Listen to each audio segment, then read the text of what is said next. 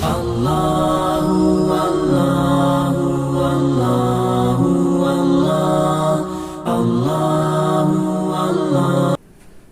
لله الذي كتب على الناس الصيام لعلهم يتقون والصلاة والسلام على سيد الأنام وعلى آله وأصحابه الكرام أما بعد فقد قال الله تعالى يا أيها الذين آمنوا كتب عليكم الصيام كما كتب على الذين من قبلكم لعلكم تتقون وقال رسول الله صلى الله عليه وسلم قال الله تعالى كل عمل ابن آدم له إلا الصيام فإنه لي وأنا أجزي به أو كما قال عليه الصلاة والسلام۔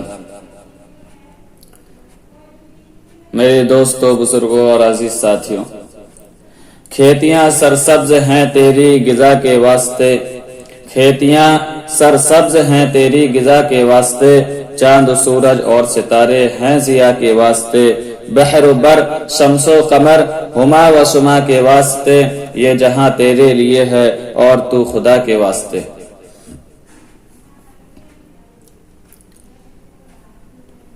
رب دو جہاں اپنے بندوں کو اپنی نعمتیں یاد دلا کر اپنی طرف متوجہ کرنا چاہتا ہے تاکہ انسان اللہ کی عطا کردہ نعمتوں کے اندر غور و فکر کرے، اور انسان کو یہ بتایا گیا ہے کہ تیری پیدائش کا مقصد کیا ہے۔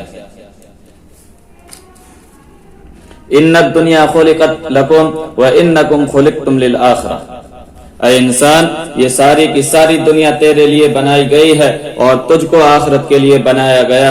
انسان کو اپنے پیدائشی مقصد کو پہچاننا چاہیے اور دنیا کے چکروں میں نہ پڑنا چاہیے، اور اس شعر کا مصداق بن جانا چاہیے کہ دنیا میں ہوں دنیا کا طلبگار نہیں ہوں، دنیا میں ہوں دنیا کا طلبگار نہیں ہوں، بازار سے گزرتا ہوں مگر خریدار نہیں ہوں۔ یہ مومن کی پہچان ہے۔ مومن دنیا میں تو ہوتا ہے مگر دنیا کا طلبگار نہیں ہوتا۔ مومن دنیا کے لیے نہیں، دنیا مومن کے لیے ہے۔ بندگی یہ ہے کہ انسان اپنے آقا کے حکم کے مطابق اپنی زندگی گزار رہا ہو اور اپنی مرضی کو مولا کی مرضی میں گم کر چکا ہو۔ چنانچہ ارشاد ربانی ہے وما خلقت الجن والانس الا ليعبدون، ہم نے جنات اور انسان کو اپنی ہی عبادت کے لیے پیدا فرمایا۔ گویا کہ انسان کی زندگی کا مقصد اللہ رب العزت کی بندگی ہے۔ برادران عزیز، ابھی جو آیت آپ کے سامنے پڑھی گئی اس کا تعلق بھی احکم الحاکمین کے ایک حکم کے ساتھ ہے، اور وہ حکم اتنا اہم ہے جو حضرت آدم علیہ السلام سے لے کر آج تک برابر چلا آ رہا ہے، اور یہ شرف بھی اس عبادت کو حاصل ہے کہ دنیا میں جتنے بھی مذاہب ہیں، خواہ وہ آسمانی مذاہب ہوں یا انسان کے خود ساختہ مذاہب ہوں، ہر ایک مذہب کے اندر اس کا کسی نہ کسی شکل میں وجود ملتا ہے، اور وہ ہے روزہ۔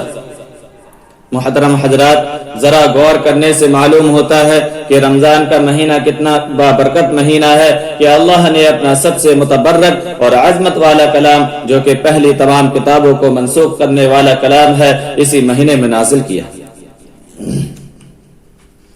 اور اس مبارک مہینے میں رب العالمین سرکش شیاطین کو بند کر دیتے ہیں، ثواب میں زیادتی کر دیتے ہیں، اور عذاب میں خفت کر دی جاتی ہے، عذاب کو ہلکا کر دیا جاتا ہے۔ اس مہینے کے اندر ایک رات اتنی بابرکت اور قیمتی رات ہے جو ہزاروں مہینوں سے افضل ہے۔ عزیزوں، مزید احسان تو یہ ہے کہ اس زیادتی کا بھی پتہ نہیں کہ وہ کتنی ہے۔ رمضان کے شروع سے ہی جنت کے دروازے کھول دیے جاتے ہیں، دوزخ کو بند کر دیا جاتا ہے۔ محترم حضرات، حضرت عبادہ ابن صامت رضی اللہ عنہ فرماتے ہیں کہ ایک مرتبہ رمضان کا مہینہ قریب آیا، اس وقت جناب رسول اللہ صلی اللہ علیہ وسلم نے ارشاد فرمایا، اے لوگوں، رمضان کا مہینہ قریب آ گیا جو بہت برکتوں کا مہینہ ہے۔ اللہ تعالیٰ تمہاری طرف اس مہینے میں خصوصی توجہ فرماتا ہے اور تم پر اپنی خاص رحمت نازل فرماتا ہے، اور گناہوں کو معاف فرما دیتے ہیں اور دعاؤں کو قبول کرتے ہیں۔ اللہ تعالیٰ اعمال کے اجر کو بڑھا دیتے ہیں، یہاں تک کہ نفل نماز کا ثواب فرض کے برابر ہوتا ہے، اور اگر بندہ ایک فرض ادا کرتا ہے تو اس کے لیے 70 فرضوں کا ثواب کر دیا جاتا ہے۔ ہر رات خدا بند کریم منادہ کراتے ہیں، آواز لگواتے ہیں، ہے کوئی مغفرت چاہنے والا کہ اس کی مغفرت کر دی جائے، ہے کوئی رزق طلب کرنے والا کہ اس کو رزق دیا جائے، غرض کہ وہ ذات اپنے گناہگار بندوں کو معاف کرنے کے لیے بہانے تلاش کرتی ہے، یہاں تک کہ کتنے ہی لوگوں کو معاف کر دیا جاتا ہے۔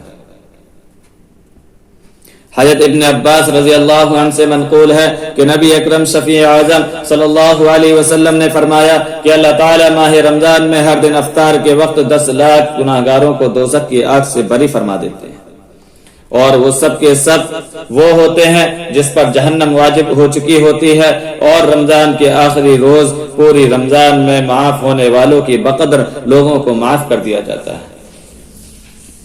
ایک حدیث پاک کے اندر سرکار دو جہاں صلی اللہ علیہ وسلم نے فرمایا من صام رمضان ایمانا و احتسابا غفر له ما تقدم من ذنبه وفي روایت وما تأخر، جس نے ایمان کے ساتھ ثواب کی نیت سے رمضان المبارک کے روزے رکھے تو اس کے پہلے تمام گناہ معاف کر دیے جاتے ہیں، اور ایک روایت میں ہے کہ اس کے اگلے اور پچھلے تمام گناہ معاف کر دیے جاتے ہیں۔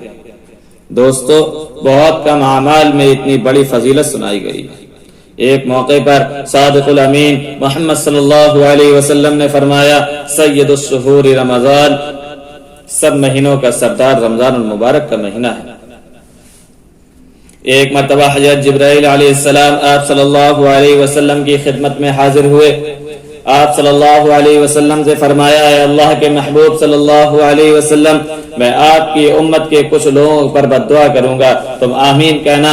مسلمانوں غور کرو، سید الملائکہ حضرت جبرائیل علیہ السلام کی بد دعا ہو اور سید الانبیاء حضور صلی اللہ علیہ وسلم اس پر آمین کہنے والے ہو، بتلاؤ کیا وہ بد دعا رد ہو سکتی ہے؟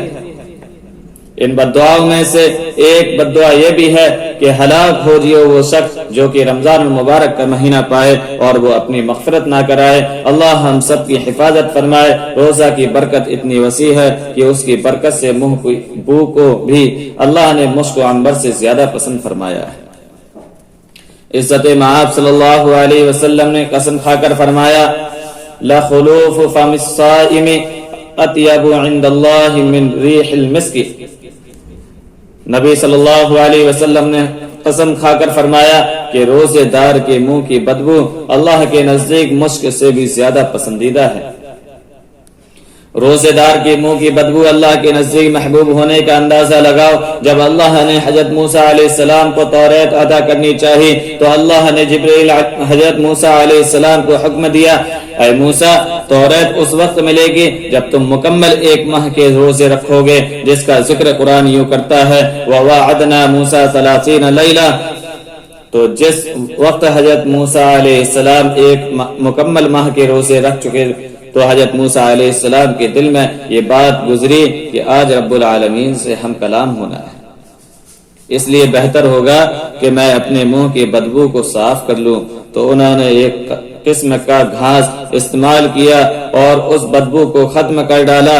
فوراً اللہ کی طرف سے حکم آیا اے موسیٰ، تم نے یہ کیا اور کیوں کیا؟ کیا تم کو معلوم نہیں کہ یہ بدبو ہمارے نزدیک مشک سے بھی زیادہ پسندیدہ تھی؟ اب اس کا بھگتان بھرو، اس بدبو کو دوبارہ پیدا کرو۔ پھر حضرت موسیٰ علیہ السلام نے اس بدبو کو پیدا کرنے کے لیے 10 دن کے اور مزید روزے رکھے۔ جب وہ بدبو پیدا ہو گئی تب اللہ نے ان کو کتاب عطا فرمائی۔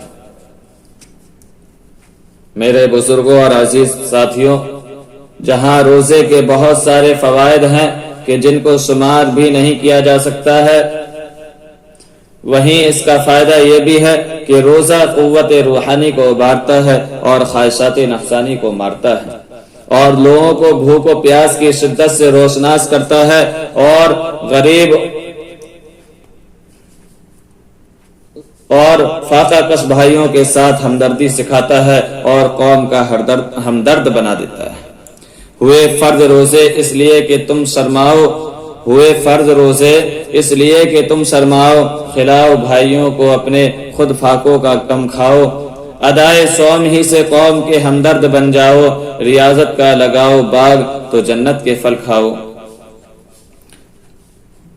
مسلمانوں، یہ بات اظہر من الشمس ہے کہ کسی بھی انسان کو اس وقت تک دوسروں کی پریشانی اور مصیبت سمجھ میں نہیں آتی جب تک کہ خود اس میں مبتلا نہ ہو، اور روزہ اس احساس کو پیدا کرتا ہے۔ لیکن ہائے افسوس، آج کا مسلمان روزے کو اپنے اوپر بار محسوس کرتا ہے۔ لوگوں، یہ بات اچھی طرح یاد رکھو، جو آدمی ایمان کے کسی رکن کو حقیر سمجھتا ہے، اس کا مذاق اڑاتا ہے، مثال کے طور پر یہ کہتا ہے کہ روزہ وہ رکھے جس کے گھر میں اناج نہ ہو یا کھانے کو نہ ہو، یاد رکھو اس نے کفر کیا، وہ کافر ہو گیا، وہ اسلام سے خارج ہو گیا، اس کا دین سے کوئی رشتہ نہیں۔ اے مسلمانوں،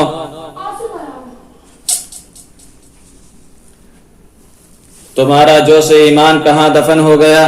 تمہاری غیرت و حمیت کو کس نے لوٹ لیا کہ دین اسلام لٹتا جا رہا ہے اور تم اس کا مذاق اڑاتے جا رہے ہو؟ تمہیں ہوش کب آئے گا؟ ایک وقت تھا، صحابہ کرام کا زمانہ تھا، ایمان کی حرارت ان کی رگوں میں راسخ تھی۔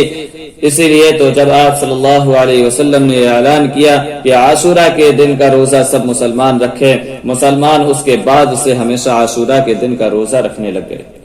اور صحابہ کا جذبہ ایمانی تھا کہ دودھ پیتے بچوں سے بھی روزہ رکھواتے تھے۔ جب وہ بھوک کی وجہ سے روتے تو صحابہ اکرام روئی کے کھلونوں سے ان کو کھلایا کرتے تھے، یہاں تک کہ افطار کا وقت آ جاتا تھا۔ آج ذرا ذرا سے بہانوں پر روزہ ترک کیا جا رہا ہے، جبکہ آپ صلی اللہ علیہ وسلم کا فرمان ہے کہ اسلام کی اصل اور مضبوط کڑی تین ہیں: کلمہ شہادت، نماز اور روزہ۔ اس لیے جو شخص انہیں ترک کرے گا وہ کافر ہو جائے گا۔ اب وقت ہے اس مہینے میں نیکیوں اور بھلائیوں سے مالا مال ہونے کا۔ زندگی کا یہ تھوڑا سا وقفہ ہے، اس کو عبادت اور اطاعت میں لگا دو تاکہ ہمارا خدا ہمارے نامہ اعمال سے خوش ہو جائے، ورنہ تو پھر افسوس کرنے سے کوئی فائدہ نہیں ہے وہ عاقل جو آغاز میں سوچے انجام، ہے وہ عاقل جو آغاز میں سوچے انجام، ورنہ نادا بھی سمجھ جاتا ہے کھوتے کھوتے۔ صدا دور دورہ دکھاتا نہیں، گیا وقت پھر ہاتھ آتا نہیں۔ خدا بند کریم ہم کو رمضان المبارک کا مہینہ اپنے اور اپنے نبی کے حکموں کے مطابق گزارنے کی توفیق عطا فرمائے، آمین۔ وآخر دعوانا ان الحمد للہ رب العالمین۔